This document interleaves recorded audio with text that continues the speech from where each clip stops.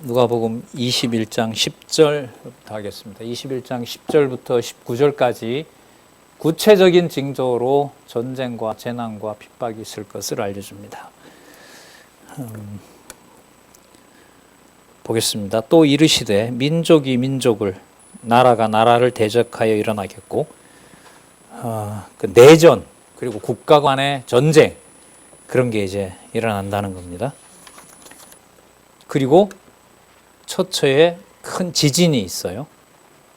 그리고 기근이 있고 전염병이 돌고 패스트가 돌고요. 이런 상황들이 하나님이 살아 계신다 혹은 하나님이 계신다라고 하는 이 사실을, 이 예언을 이루시면서 깨닫게 하면 하나님에 대한 신앙으로 갈 것이고, 또 그 마음을 신이 있는데 왜 이런 일이 벌어지냐고 하면 점점 멀어지게 되겠죠. 자, 이게 예루살렘 멸망 징조와 관련된 겁니다. 이 부분은 또 무서운 일과 하늘로서 큰 징조들이 있으리라. 이건 재림의 징조들입니다. 어쨌든 이게 구분이 안 되잖아요. 예루살렘 멸망과 예수님의 재림은 이방 구원을 빼면은 연이어 일어나는 일이거든요. 이 모든 일 전에 내 이름을 인하여 너희에게 손을 대어 핍박하며, 그러니까 그리스도의 몸된 교회가 반드시 핍박을 받아야 돼요. 그러니까 그리스도가 죽음에서 부활하신 사건이 아까 말씀하신 부활을 얻기에 합당한 자들의 생명을 보장했기 때문에 잘 들어보세요. 그리스도의 몸이 죽는 것과 십자가에서 목숨을 잃게 하는 사건과 거짓 성전인 예루살렘 성전이 무너지는 것과 스스로 높다고 생각하는 모형적인 유대인들을 죽이는 것과, 예루살렘 성전이 멸망하면서, 그리고 주의 이름을 부르는 교회도 그 몸을 상하게 하는 일들이 연관이 돼요. 이게 같이 일어나야 될 사건인 거죠. 이게 앞부분에 이미 예수님은 뭐라고 얘기를 하셨죠? 부활을 얻기에 합당한 하나님의 모든 자녀라는 이 말씀을 이미 약속을 하셨기 때문에 이 세상에 속한 어떤 것으로부터 하나님 나라, 앞으로 완성할 하나님 나라의 내용들과 섞을 수가 없는 거예요. 그걸 완전히 구분하는 사건이 뭐냐면 육의 몸을 분리시키는 거예요. 쉽게 말하면. 그러니까 육신의 몸으로 뭔가를 이룰 수 있는 가능성을 아예 없애버려요. 그러면 그게 끝나는 것이 아니라 아까 말씀드린 것처럼 무엇이라고 이미 규정을 한 거죠. 모세든 아브라함이든 다윗이든 그들이 죽은 자가 아니라 산자들이다. 다시 한번 보면은요. 그러니까 이 사건을 누가복음에서 아까 그 부활과 관련된 하나님의 백성과 또 그 하나님의 백성이 누군지를 시간을 뛰어넘어서 말씀하시는 그 내용을 염두에 두시면서 아까 말씀드린 대로 예수님 자신이 몸이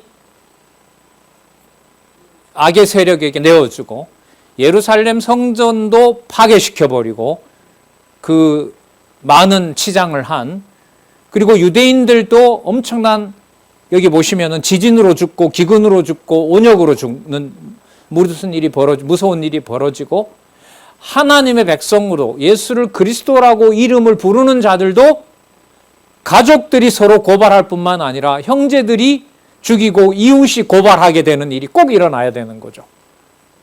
이게 부활하신 그리스도가 살아계신 증거고, 부활에 합당한 자들에게 주시는 하나님의 자녀라는 권세가 되는 거예요. 이게 아주 무능하게 보이는 거지만 낮은 자가, 적게 낸 자가 많이 받은 것이라고 하는 아까 그 랩돈 드렸던 여자, 바로 그 연보를 귀하게 여기신 것처럼 그 내용들이 지금 재림에 관한 가르침에 또 그 징조에 그대로 다 일어나는 거예요. 그러니까 제가 왜 이렇게 좀 신중하게 말씀을 드리냐면, 단지 어려워진다 이게 아니라 기록한 이 말씀의 그 내용과 연결에 따라서 지금 이 기록이 되어 있는 거지, 예수님이 그냥 즉흥적으로 이 말하고 저 말하고 이게 아니라는 걸 말씀을 드리려는 거예요.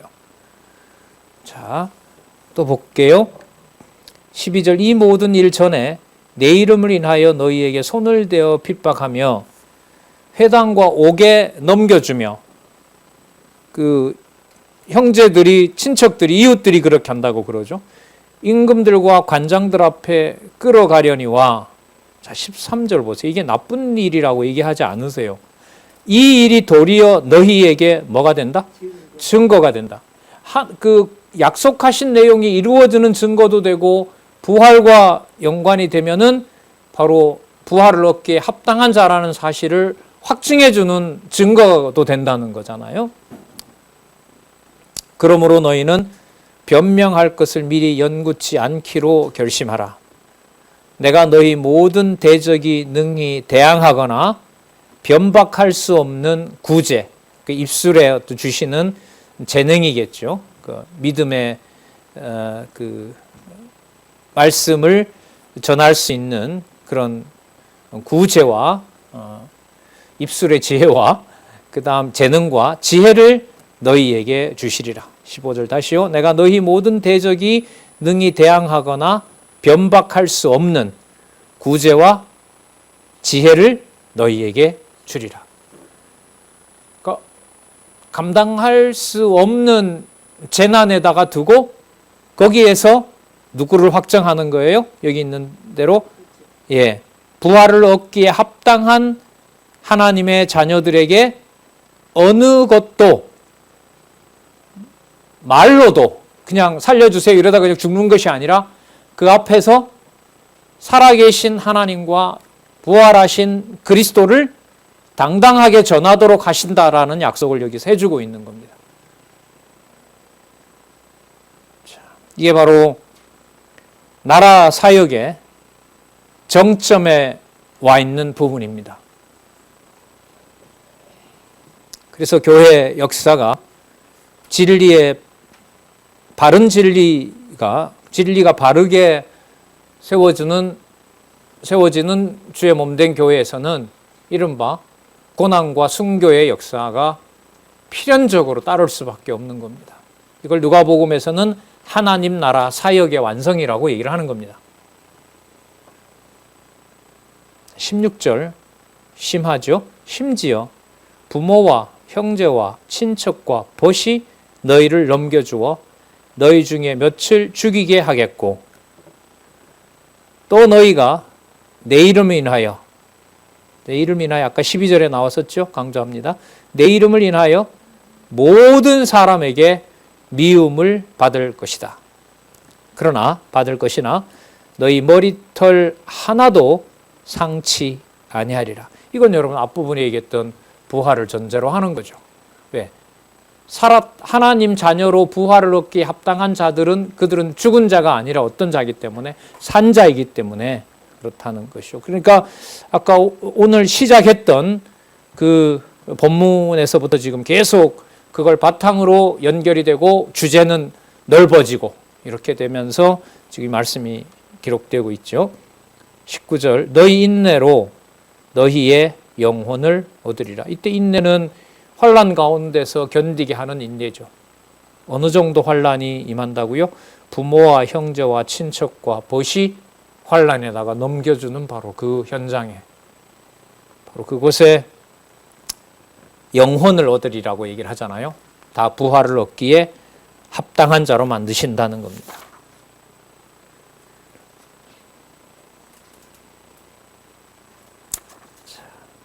그리고 또 다시 얘기합니다.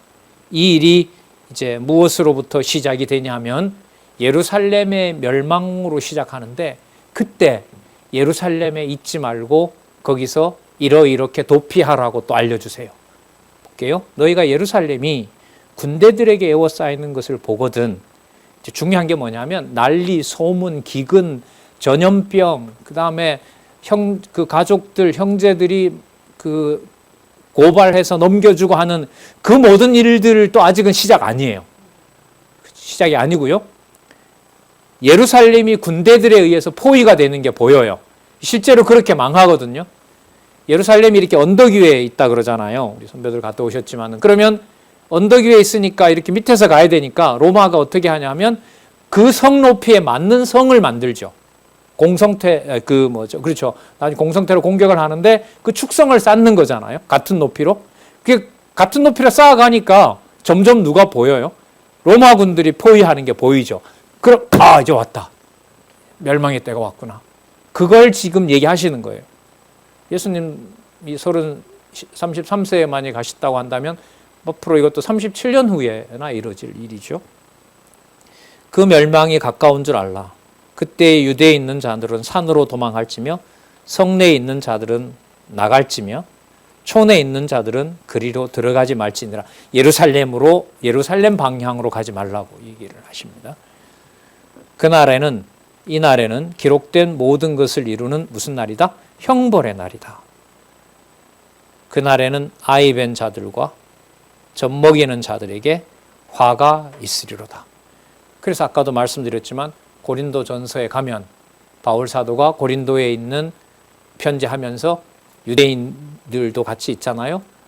그 환란의 때를 생각하면 결혼하고 싶다고 하면 결혼은 얼마든지 시킬 수 있으나 아비의 입장에서는 이런 환란의 때가 다가오니까 그 임박한 때에 이르러서는 시집가고 장가가는 일을 좀 피하도록 하는 게 어떻느냐, 그런 지혜도 주신다는 거 아닙니까? 자, 아이 벤 자들과 젖먹이는 자들에게 화가 있으리로다. 도피할 수 없으니까요. 그러니까 아기와 어머니가 전쟁이나 그런 어떤 내란에서 참혹하게 살해되는 것은 참 인간적으로 견디기가 어렵잖아요. 그리고 이 또한 하나님이 이런 역사를 섭리한다고 하면 많은 사람들이 신을 부정하게 되죠. 우리나라도 있었죠. 일제시대 때도 있었고요. 일본군의 만행은 자기 만주까지 사건들을 보면 너무너무 처참한 게 많죠. 우리 할머니들 아시는 것처럼 너무 많이 잡아가서 그렇게 전쟁터에 갔다가 망가뜨리고요. 그리고 해방되면서 공산당 정권이 들어오면서 만주 지역에서부터 신앙 지키고 또한 독립운동하던 사람들을 동족들인 거죠. 그러니까 동포들이 이념으로 처참하게 그렇게 살해하기도 하고요. 그리고 해방되고 여러분 잘 아시는 제주도 4.3 사건, 차마 이거는 기록을 읽어 나갈 수가 없습니다. 제가 한 10여 년 전에 무슨 일로 이제 제주도 갔는데 그 동네에 가니까 그날이 그 집의 제삿날이 한 20여 집이 전부 같은 제삿날인 거죠. 그날 다 돌아가신 거죠. 그리고 그러면 6.25는 어떻습니까? 6.25는? 그리고 그 이후에 얼마나 많은 격동들이 생깁니까? 그러니까 그 사이에서 하나님의 말씀으로 하나님의 교회를 보게 된다면 6.25 때 부산에서 목회자들이 수백 명이 신사참배했기 때문에 하나님이 우리에게 진노를 내리시는 거라고 회개 기도를 시작하잖아요. 그러니까 뭐하고 관계가 있는 거예요? 하나님의 자녀들과 하나님의 그리스도의 몸된 교회 역사와 다 관계가 있는 거죠. 그게 전부 여러분 아까 말씀드렸던 역사가 일제강점기 시대 때 우리나라에 복음이 전해지거든요. 일본이 1910년도에 박탈해버리잖아요. 우리나라 7인 목사가 처음으로 조선 예수교 장로회 총회를 처음으로 연 해가 1912년이에요. 그러니까 나라가 망했고 완벽하게 망했고 일본이 완벽하게 조선 통족부를 서울역 있잖아요. 거기에 딱 만들었던 그 시기가 바로 이분들이 신학교를 다녔고 1, 2년 후에 졸업을 하고 바로 1912년에 주의 몸된 교회, 그것도 장로교 중심의 성경을 하나님의 말씀으로, 성경만 하나님의 말씀으로, 그리고 하나님의 역사, 주권, 절대 주권을 신앙을 바탕으로 한 장로교 중심의 교회가 이 땅에 시작이 되는 겁니다. 지금 이 사건을 이렇게 보시면은 이런 어떻게 보면 반감이라 그래야 될까요? 반감이겠죠. 믿어지지 않았을 때는 꼭 이런 방식으로 하나님의 나라를 이 땅에 세우셔야 되는가라는 것이 이 질문이 떠나지가 않죠. 자, 계속 보겠습니다. 아이 뵌 자들과 젖먹이는 자들에게 화가 있으리니 이는 땅에 큰 환난과 이 백성에게 뭐가 있다는 거예요? 진노가 있다는 거죠. 그 진노 가운데서 부활의 합당히 여김을 받는 자들을 하나님께서 짐작할 수 없는 방법으로 그들을 보호하는 겁니다. 저희가 칼날에 죽임을 당하며 모든 이방에 사로잡혀 가겠고, 이게 이제 70년부터 그 주석에 나오지만 135년까지, 그러니까 한 70여 년 동안, 멸망하고 70여 년 동안, 65년 동안 벌어질 일들을 여기서 예언하고 있고 실제로 역사적으로 이루어졌습니다. 그리고 예루살렘은 그때부터 이방인의 때가 차기까지 이방인들에게 밟히게 된다. 지금도 아직까지 완전 회복이 되진 않았죠. 대치 상황에 있고 다행스러운지는 몰라도 이스라엘이 그래도 강국이기 때문에 그렇게 저렇게 팔레스타인 주변국에 의해서도 어쨌든 지탱이 되고 있죠. 자, 7556페이지에 보시면은 거기 구약 근거가 나와 있죠. 다니엘부터 어디까지로 나와 있습니까? 말라기까지. 요건 이제 이 주제에 맞추어서 소선지서다 대선지서다 이제 이런 걸 얘기하는 게 아니고요. 왜 이게 다니엘서부터 말라기냐 하면 여기 나와 있는 대로 바벨론 포로 이후에 회복된 예루살렘 멸망에 대한 선지자들의 예언이 기록된 말씀. 이게 왜 다니엘서부터 말라기냐? 왜 그럴까요? 이사야부터 말라기는 아니고 왜 다니엘부터 말라기일까요?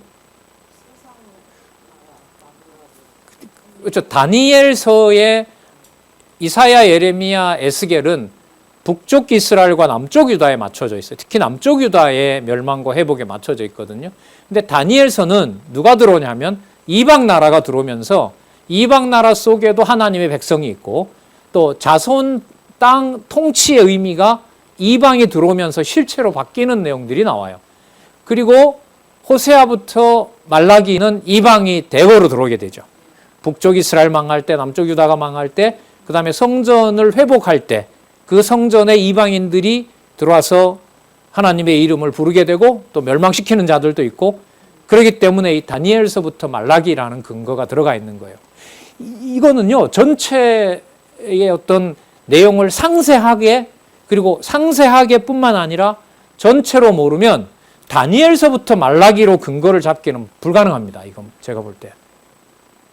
이런 부분들이 왜 그렇는지를 알려면 이게 단지 다니엘서부터 말라기만 읽으면 이게 이 구절 하나를 설명하는 이 의미들이 다 들어올까요? 이게 바로 앞으로 남아있는 연구들이에요.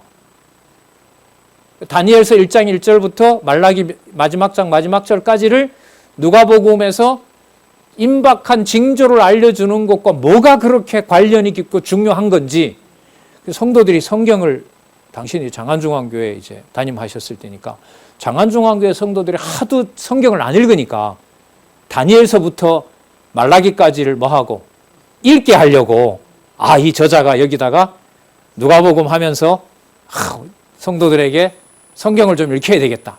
그래서 여기에다가 다니엘부터 말라기라고 적었을까요? 제가 볼 때 그런 의도도 있으신 것 같아. 너무 성경을 안 보니까. 다른 문제가 아니고요. 이 성경신학에 이런 부분이 적습니까? 많습니까? 많아요. 성경 전체에 대한 내용과 전체, 연결과 전체 체계, 이게 이제 계속 이 성경 강론집은 자극을 주는 거죠. 그렇게 확인해 주시기 바랍니다. 제가 볼 때 이 다니엘 말라기는요, 이거는 아주 그 수준 높은 연구 주제라고 봐요. 자, 그 다음에 재림 상황을 이렇게 말씀하신 다음에 이방의 때 이후에 이방에게 밟힌다 그랬잖아요. 그죠? 이방인의 때가 차기까지 이방인들에게 밟히리라고 했으니까, 그럼 밟힌 이후에 어떤 일이 전개되는지가 21장 25절에서부터 38절까지 나와요. 한번 볼게요. 하늘과 땅에 있을 인자의 재림 징조를 얘기하는 겁니다. 이건 이제 예루살렘 멸망은 이루어졌기 때문에 우리가 볼 수는 없겠죠. 이게 아마 유대인에게 해당되는 역사일 확률이 많거든요.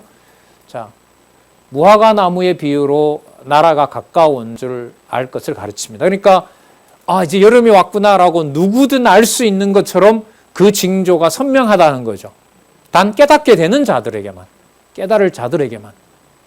아니면은 노아 시대 때 시집가고 장가가다 어느 날 갑자기 수장되는 것처럼, 심판받는 것처럼 그 말씀이 기록되어 있는 것이 없다면은 이 상황은 이제 감당을 할 수가 없겠죠. 그러니까 사단은 가능한 기록된 말씀을 읽도록 할까요? 읽지 못하도록 할까요? 읽지 못하도록 하죠. 강제로 못 읽게 하거나 다른 어떤 흥미거리를 줘서 흥미가 없어지게 하거나 다른 책들과 그리스 신화와 별 차이가 없도록 그렇게 하거나 아니면은 읽지도 않았는데 읽은 것처럼 자기를 위로하거나 이런 다양한 그 방식으로 어쨌든 진리의 말씀에서 멀어지도록 하겠죠. 악의 세력들은. 그 다음 재림의 날이 덕과 같이 임하지 않도록 조심할 것을 가르쳐주는 이 내용은 바로 기록한 말씀으로 그 말씀이 확인해주는 그런 방법으로 이제 택한 백성들은 부활을 얻기에 합당한 자들은 또 보호하시는 거죠. 자, 그럼 한번 볼게요. 재림에 관하여 가르치는 내용. 하늘과 땅에서 있을 인자의 재림할 징조에 대해서 가르칩니다. 1월 성신에는 징조가 있겠고 첫날에 만드셨던 어쨌든 우주 만물들의 변화가 있습니다. 1월 성신에는 징조가 있겠고 땅에서는 민족들이 바다와 파도의 우는 소리를 인하여 혼란한 중에 권고하리라. 요즘 이제 바다가 황폐화되고 있잖아요. 그리고 막 기후온난화 이런 것 때문에 이상 기온도 많이 일어나고 하는데 그와 비교될 정도가 아닌 겁니다. 그러니까 바다가 우는 소리가 들린다고 하면 바다가 뭐 하는 겁니까? 통째로 요동치는 거 아니겠어요? 막 끌어오르는 거죠. 그 바다 밑에 여러분 용암 있는 거 아시죠? 그렇죠. 그게 터져버리면 그 난리가 나잖아요. 그죠? 자, 어쨌든 물덩인지 불덩인지 뭐 구분이 안 될 정도로 혼란한 중에 공고하리라. 사람들이 세상에 임할 일을 생각하고 무서워함으로 그럼 기절한대요. 이게 상상이 잘 안 되죠. 이는 하늘의 권능들이 흔들리겠습니다. 천지의 축이 흔들려 버리는 겁니다. 뭐 행성끼리 뭐 충돌을 한다든지 이런 무서운 일들이 이제 흔들린다는 거죠. 그때 사람들이 인자가 구름을 타고 능력과 큰 영광으로 오는 것을 보리라. 분명히 재림을 약속하시죠. 이런 일이 되기를 시작하거든 일어나 머리를 들라. 그러니까 아까 무서워서 기절을 합니다. 택한 백성들도 너무 무서워서. 그런데 이 말씀이 생각나는 자들에게는 이게 누가 오시는 징조라는 게 보여지는 거죠. 이거 약속한 그리스도가 오는 징조구나. 그러면 여러분 이 말씀이 기억나고 생각난다라는 게 이거는 마지막 때에 이르면 이를수록 육신의 생명과 비교할 수 없는 엄청난 축복이 되는 겁니다. 뭐가 기억난다 안 난다라는 게 말씀이 기억나고 또 보여진다는 거. 이제는 뭐 손안에 있는 스마트폰 하나로도 모든 증거들을 원하는 만큼 볼 수 있는 시대이기 때문에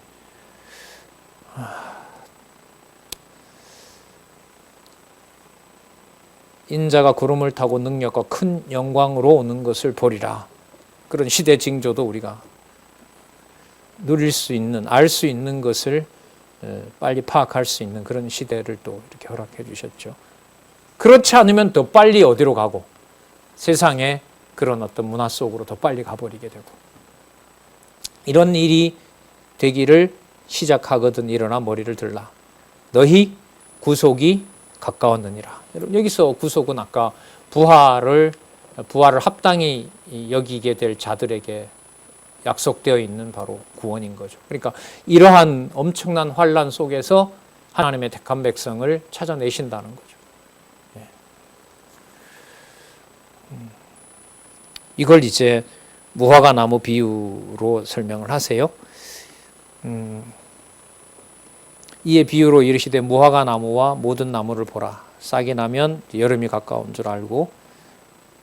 자, 그런 것처럼 이런 일이 일어나거든. 자, 31절 중간에 볼까요? 뭐가 가까운 줄 알라?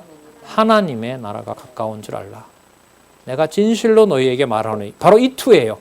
내가 진실로 너희에게 말하노니. 이건 하나님만 써야 되는 명법인 거예요. 근데 이걸 예수님도 쓸 뿐만 아니라 당시에 바리새인들은 하나님의 이름을 가지고 와서 자기를 부각하고 강조하죠. 야, 내가 누군 줄 알아? 이런 말 하잖아요. 사람들한테 이게 위세를 떨 때 그렇잖아요. 야, 너 내가 누군 줄 아냐? 내가 임마 누구랑 뭐 이런 거 있잖아요. 왜? 이게 전부 엉망이 된 문법인 거예요. 그게 어디에도 들어와 있다고요? 교회에. 교회의 머리 되신 분이 그리스도라고 하는데 가정교회에서부터 내가 주어가 되는 일들이 팽배해 있는 거잖아요. 그러니까 말씀으로부터 이게 교정이 안 됐는데 이게 정상화된다는 것도 인간적으로 봐도 이거는 불가능해요. 그러니까 모든 교육과 모든 이해관계와 욕심이 전부 누구를 주어로 놓고 시작하고 마무리가 되기 때문에 그러니까 이거죠. 내가 진실로 너에게 말하노니 이 말을 사람이 가지고 와서 야, 내가 진짜 말하는데 이런 거 아니에요. 근데 이 명법은 이 말투는 이런 말은 기독교인에게 있어서는 누구만 할 수 있는 거다? 내가 하겠다. 약속한 대로 내가 앞으로 이룰 거다. 이건 누구의 명법이에요? 여호와의 명법인 거예요. 하나님의 명법인 거죠. 내가 진실로 너에게 말하노니 이 세대가 지나가기 전에 모든 일이 다 이루니라. 그러니까 이 세대라는 말은 당대에 있었던 예루살렘이 멸망하는 것, 그리고 이방인의 때가 지나가는 것, 그리고 무서운 일과 함께 그리스도의 재림의 날이 다가오는 것. 그게 예수님이 그런 말씀하셨죠. 마태복음 5장 18절에 얘기하신 거 있잖아요. 1.1핵이라도 다 이루신다고 얘기했거든요. 그 말씀에 근거해서 보더라도 33절에 이런 의미가 들어있어요. 천지는 없어지겠으나 내 말은 없어지지 아니하리라. 이게 마태복음에서도 아까 드린 말씀으로 우리가 확인할 수가 있죠.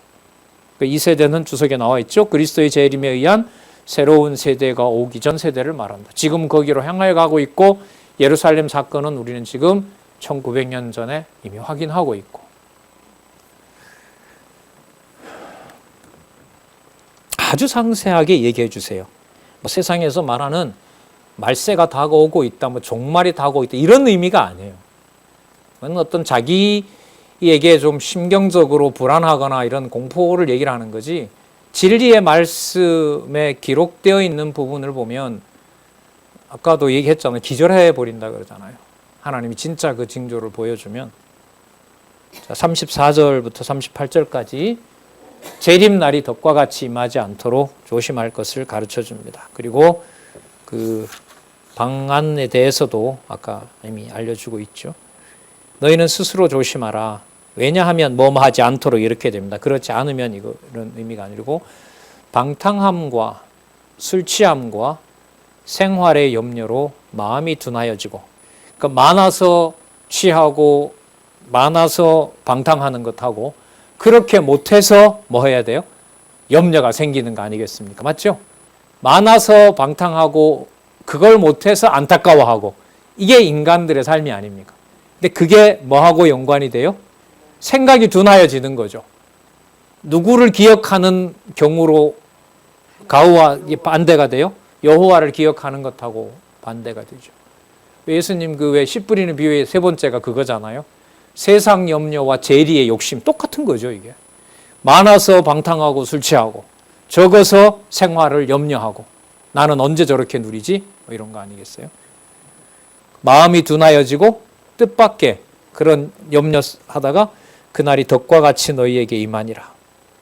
이 날은 온 지구상에 거하는 모든 사람에게 임하리라. 누구든 예외가 없어요. 그러니까 여러분, 이런 상황에서 유대인들이 50만 명인가 죽는 그 처참한 상황에서 여러분, 누가 그리스도에게 속하고 누가 하나님 자녀고 속하고 그걸 사람이 구분할 수 있겠어요? 없어요. 다 그냥 임해버리는데, 단 그리스도의 복음을 들은, 또 그걸 전한 사도들의 가르침과 기록을 듣게 된 자들은 그 징조가 올 때 도망하겠죠. 성도들을 모으겠죠. 기록한 말씀대로 되고 있습니다. 로마 군인이 보이기 시작합니다. 그러면 모이시기 바랍니다. 언제 우리가 떠나도록 하겠습니다. 뭔 소리냐? 내 많은 땅과 재산과 이걸 내가 다 포기하고 떠나란 말이냐? 난 안 간다. 안 간다. 가셔야 됩니다. 안 간다, 난. 그렇게 남아있다가 소등기둥 되는 거죠, 롯과 같이. 6.25 전쟁 때도 그랬잖아요. 아까 말씀드렸죠. 목회자들이 지금 6.25 다가오니까 제가 어떤 글을 쓰면서 신문에도 이번에도 살펴보면서 했는데, 그 첫 번째 회개한 제목이 신사참배했습니다. 몰래 한 거 숨기고 있었는데 이제 회개합니다. 하나님 용서해 주십시오. 그렇게 하고, 또 하나가 뭐냐면 온갖 핑계 대면서 북한에 양떼를 두고 야밤에 도망쳐 왔습니다. 하나님 용서해 주십시오. 그러니까 구국 기도는 맞는데 그 성격이 목회자들의 회개 방식으로 이루어진 거예요. 이 다른 나라 역사에는 그런 일들이 많지는 않았어요. 제가 볼 때 많지가 않았어요. 그게 그러니까 8월 말부터 9월 28일이 9월 25일이 인천 상륙 작전이니까요. 그때부터 한 달여 동안 거의 수백 명의 목회자들이 한 서너 곳 그 숙소를 제공한 부산 교회에서 바로 그 집회들이 일어나게 됩니다. 그래서 어떤 분들은 목회자들이 회개했기 때문에 인천 상륙 작전이라도 그렇게 딱 연결을 시키려고 해요. 제가 볼 때는 뭐 그것 때문은 아니죠. 그럼 회개는 누가 시켰어요? 자기들이 한 건가요? 아닌 거죠. 예. 그래서 어쨌든 이 유대인들의 역사를 읽게 되면 다른 교회사뿐만 아니라 특히 한국의 진리의 말씀으로 교회를 세워나가는 데 있어서 너무나 직결돼요, 이게. 다른 나라 역사에서 이런 거 안 보여주면 뭐 모르는 거잖아요, 사실. 온 지구상에 거하는 모든 사람에게 임하리라. 이러므로 너희는 장차 올 이 모든 일을 능히 피하고 인자 앞에 서도록 항상 기도하며 깨어있으라. 기도하며 깨어있는다는 게 결국 진리의 말씀을 사모하고 성령께서 돌봐주셔야 가능한 일인 거죠. 그러니까 지금 이 일이 내가 정신만 바짝 차리면 하나님 나라가 임하는 일이다라고 정리할 수 있으면 이런 말씀 안 하시죠. 내가 진실로 말했기 때문에 내가 진실로 보호해 주겠다는 약속이 들어가 있는 거죠, 이게.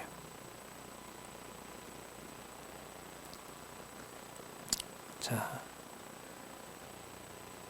인자 앞에 서도록 항상 기도하며 깨어 있으라 하시니라.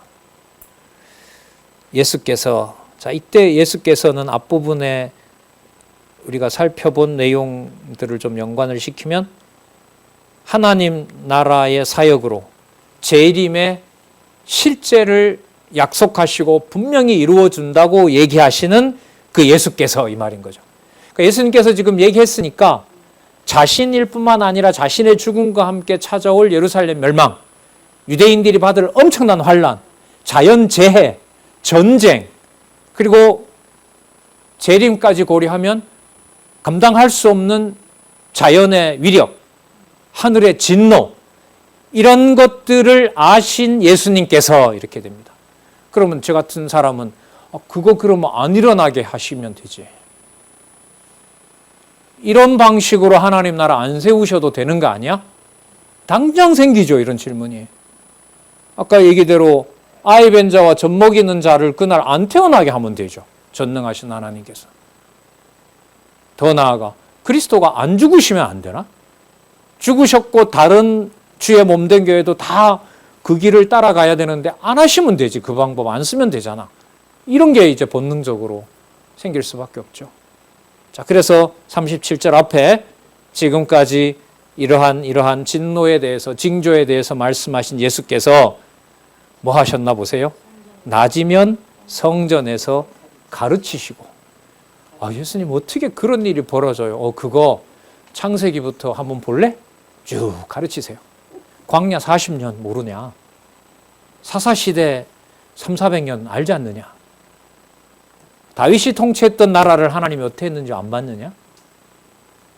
남유다가 멸망할 때, 북이스라엘이 멸망할 때 자녀들에게, 부모들에게 그 입속으로 뭐가 들어갔는지도 모르냐?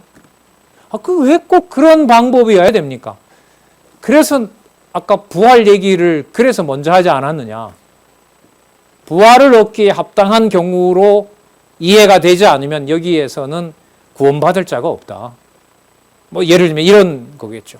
기록한 말씀의 순서대로 우리가 따라간다면, 낮이면 성전에서 가르치시고 밤이면 나가 감람원이라 하는 산에서 쉬시니라. 그러니까 할 일 하시고, 이게 사역인 거예요. 그러니까 잘 보세요. 말씀으로 가르치시고 미래 일까지 정해놓으시고 거기에 합당한 일이 무엇인지를 지금 뭐 하세요? 사역을 하시는 거죠. 그 일이 바로 무슨 일이셨어요? 성전에서 가르치시는 일인 거예요. 그러니까 무엇이 세우고 넘어지게 할까요? 말씀이. 살았고 운동력 있는 말씀이 세우게도 하고 넘어뜨리게도 하고 심판도 하시고 위로도 하시고. 넘어지는 건 다 똑같아요. 진노 앞에 넘어지는 건 같아요. 혼란 속에 집어넣는 것도 같아요. 그런데 그때 진리의 말씀을 성전에 다가와서 듣는 자들과 듣지 않는 자들의 차이는 본질적인 차이까지 가는 거죠. 말씀이 말씀대로 선포되는 것만큼 더 무서운 하나님의 심판은 없다고 보면 돼요. 그래서 성경신학 내에서도 꼭 그렇게 가르쳐야 돼? 이미 그거 다 아는 거 아니야? 우리 저거 10년 전부터 들은 거야. 이런 말들이 바로 꼼꼼하게 기록한 말씀들을 볼 수 없도록 하는 어떻게 보면 유혹들인 거죠. 전통으로 보면 우리 10년, 20년은 비교하면 안 되죠. 왜? 유대인들은 모세가 기록한 그 율법을 몇 년 동안 봤는데 1500년 동안 봤는데도 깜깜하게 해버리는데 10년이나 20년 한 것을 했다고 하면 안 되죠. 수치로 보더라도. 그건 아니죠. 그런데도 그걸 마치 공부했다는 걸로 스스로 변명한다는 것은 그거는 너무너무 아쉬워지는 겁니다. 그게 그렇게 만약에 받아들여지면. 38절 볼게요. 그 결과 모든 백성이 그 말씀을 들으려고 이른 아침에 성전에 나아가더라. 그럼 하나님 나라 사역의 마지막이 나오네요. 무엇으로? 진리의 말씀으로 그 나라의 백성과 땅과 통치가 이루어지는 거예요. 맞죠? 예. 거기에 그리스도 자신도 들어가 있고 교회도 들어가 있고 유대인도 들어가 있고 이방도 들어가 있고 과거도 들어가 있었고 당시에 현재도 있었고 앞으로 오실 것도. 그래서 계시록에 그리스도의 통치를 어떻게 얘기하시죠? 그 승리와 관련해서 과거에도 있었고 시방도 계시고 장차 오실 이 이렇게 말씀하시는 겁니다. 자, 요 37절 38절이 앞으로 이제 계속 24장까지 계속 연결이 됩니다. 이런 낱말들이 나옵니다. 그 된 일이, 그 하신 일이 성경을 펴서 마음을 열어 모세글과 율법과 시편에서 이런 말들이 이제 24장까지 계속 나와요. 그럼 사역의 본질이 나오네요. 이 사역은 장차 교회 시대로 말하면 성령께서 그리스도께서 아버지로부터 보낸 성령께서 오셔서 진리의 말씀으로 세우고 완성하실 뭐와 관련될까요? 교회와 관련된 거예요. 그래서 300년 전에 유럽의 로만 카톨릭의 박해를 받아서 아메리카 땅으로 가서 진리의 말씀의 토대를 두면서 학교와 삶을 시작하려고 했던 청교도의 그 방식이 완성이 될 수가 없었죠. 말씀의 권위는 강조했지만은 왜냐하면 그 진리의 토대가 벌써 그 당시에 미국으로 왔을 때는 자유주의 이른바 문서설이 그 사이에 들어오기 때문에 그래서 결국은 유럽 교회가 미국 교회가 서구 교회가 이렇게 진리로부터 멀어지게 되고 요즘 나오는 뉴스 여러분들 보시겠지만 이제는 뭐 감당이 안 돼요. 관광 자원으로도 활용할 수가 없어요. 여러분 옛날 같으면 잘 세워진 건물, 눈을 충족하게 해주는 것이 관광이었잖아요. 눈에만 구체적으로 어느 시간에 가서 그 공간에 보는 거. 근데 지금은 여러분 이게 무슨 건물이에요? 그런데 이 모든 것 속에 뭐가 다 있어요? 모든 관광 자료가 다 들어있잖아요. 상상하는 것도 다 나오잖아요. 조작을 통해서. 필름 조작과 카메라 조작을 통해서. 또 그래픽을 통해서. 상상할 수 있는 것을 다 제공하는 거기 때문에 실제로 있는 건물을 보러 그 많은 경비를 내고 가지 않아도 되는 거죠. 그러다 보니 여러분 유럽이 가지고 있는 이른바 이익이 되는 부분들도 가치가 높아질까요? 점점 떨어질까요? 점점 떨어질 수밖에 없죠. 떨어질 수밖에 없어요. 그 문화는 무엇을 더 가속화시켜요? 있는 교회의 흔적마저도 지워버리는 일로 가고 있는 거죠. 한국 교회도 예외일까요? 아니죠. 그리고 그 사이에 여러분 이렇게 좋은 시설과 고부가가치의 환경에다 두시고 성경 신학으로 한 절이라도 놓고 싶지 않는 이 마음을 주신다는 건 이건 너무너무 귀한 겁니다. 어느 분이 그래요. 저도 그러고 이런 시대 과연 앞으로 올까? 이렇게 모여서 즐겁기도 하고 좀 때로는 또 놀기도 하고 이렇게 공부도 열심히 하고 몇 날 며칠 같이 뒹굴기도 하고 이런 일이 올까? 자, 그 말씀을 들으려고 이른 아침에 성전에 나아가더라. 그리고 38절이죠. 뭐가 맞췄어요? 재림의 실제에 대한 사역이 맞췄잖아요. 그렇죠? 자, 이제 어떻게 넘어가야 잘 넘어가죠? 이제 연결을 하면서 정리도 하면서 가야 되잖아요. 자, 결국 재림의 실제에 대한 사역을 함으로써 오늘 시작했던 부활을 언급하시면서부터 생각을 해본다면 장차 올 하나님 나라는 이미 어떻게 되어 있다? 확정되어 있다. 아버지의 뜻대로 세울 나라는 이미 완성되어 있다. 그 나라를 상세하게 설명을 하신다. 그리고 그 일이 무엇과 더불어 시작한다? 성전 파괴와 시작하고 바로 그것은 그리스도의 재림을 확증해 주는 사건이 된다. 그리고 지금은 이방인에 의해서 밟히는 시간이다. 유대인의 기준으로 보면. 다른 경우로 보면 사도행전 1장 12절부터 가죠. 예루살렘에서부터 땅끝까지 복음이 전해지고 무엇이 세워지는 교회가 창립되고 교회가 양육하는 시간이 지금 진행되고 있는 겁니다. 자, 그래서 모든 백성이 그 말씀을 듣고 들으려고 이른 아침에 성전에 나아갔던 이 사건은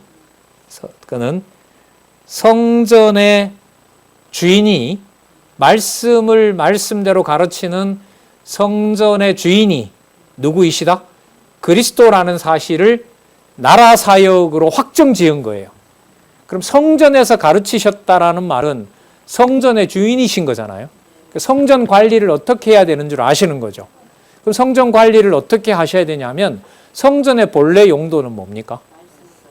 아니, 말씀을 전하는 건데 하나님께서 솔로몬으로 하여금 성전을 짓게 한 본래 용도는 뭐죠? 누구 이름을 부를 수 있는 것을 지정해 준 거죠. 여호와의 이름을 부를 수 있는 것을 지정해 준 거죠.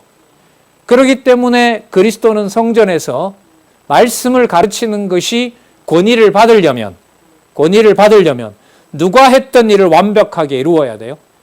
제사장, 대제사장, 성전에서 이루어지는 하나님께 드리는 모든 제사가 전부 그가 뭐 해야 돼요? 완수하셔야 돼요. 그러니까 재림까지 보장을 하시려면 당신이 재림을 보장하는 아까 부활을 얻기에 합당한 자를 확보하고 그들에 대한 하나님의 자녀되는 것을 확정해 주셔야 돼요. 그 사건이 강도라도 구해줘야 돼요. 그래서 22장부터 자 24장까지 무슨 사역이 되는 거죠? 이게 바로 대속의 사역이라는 거예요. 대신 속해준다는 거죠. 대라는 말이 들어가는 것은요. 대라는 말이 들어가는 것은 두 가지라고도 할 수 있는데, 대는 하나님에 대한 것도 돼요. 왜냐하면 하나님이 보실 때 자손 땅 통치, 자손의 범위가, 자손의 실체가 과거 방식으로 진행이 되어 완전히 바뀌었어요. 바뀌었죠. 그게 이제 유대 나라가 아니라 무슨 나라예요? 하나님의 나라잖아요. 맞죠? 하나님의 나라가 되었고, 그리고 그 하나님의 나라는 이 세상에 솔로 다윗이 했던 대로 칼과 창으로 활로 다스리는 나라가 아니어야 돼요. 그러면 어떤 방식이어야 되냐 하면 마지막 절에 뭐가 나왔죠? 하나님의 말씀으로 세우기도 하고 넘어지기도 하는 거죠. 그 말씀 속에 뭘 쓰냐면 세상도 쓰고 세상의 군사력도 쓰고 공중권세도 쓰고, 그러면서 그 말씀의 위력이 세우기도 하고 넘어지기도 하는 거죠. 여러분, 사단이 하나님의 말씀을 가져다 써도 그게 하나님이 원하는 말씀의 능력을 증거하는 게 됩니까? 아니에요. 그런 증거는 사단에게 준 적이 없어요. 그러나 사단의 그러한 그 세상에 맡긴 이른바 짐승 권세를 통해서 사단이 교회를 말살하려고 하는 그 속에 있는 성도라 하더라도, 그 몸을 처참하게 악의 세력에 맡긴다 하더라도 부활을 얻기에 합당한 자의 권세는 박탈됩니까? 반드시 유지가 됩니까? 반드시 유지가 되게 되어 있어요. 그러면 그 일을 그리스도는 말씀을 전함으로써 그 말씀대로 이루시는 하나님의 능력을 확정하셔야 돼요. 그 확정하시는 것이 바로 무슨 사역으로? 대속사역으로 완결됩니다. 왜 이렇게 얘기할 수 있느냐? 그리스도께서 죽으신 사건, 그리고 부활하신 사건, 부활해서 승천하기 직전의 사건들을 22장, 23장, 24장에서 그 사건을 얘기하면서 어떻게 기록하고 있는지를 확인하면 돼요. 그 확인하는 내용이 무슨 개념으로 모아지느냐? 무엇으로? 사역으로 모아져요. 그리고 그 사역은 나라 사역에서 마지막으로 무엇을 전하는 사건으로? 말씀을 강론하는 사건으로. 그래서 이 책 이름이 성경 강론집이죠. 이거는 보혜사 성령께서 해나가시는 신약교회 시대의 고유한 사역입니다. 다른 것으로 대체될 수가 없는 거예요. 그래서 이것저것 조금 뽑아서 성경을 전하고 그걸 진리의 말씀이라고 얘기를 하고 하는 것은 매우 위험한 일이고 하나님의 진노의 1번지가 되는 거예요. 자, 구약 근거로 우리 전체 나라 사역 한번 확인해 볼게요. 요즘 우리 공부해 가면서 익히는 방법이니까요. 7562페이지 볼까요? 창세기 1장 28절. 그러면 3대 언약 나라 사역에서 바뀐 거 우리 확인했죠. 네, 자손 땅 통치 바뀐 거 확인했습니다. 그리고 그 자손은 땅에 속한 자녀가 아니라 어디까지 올라갔어요?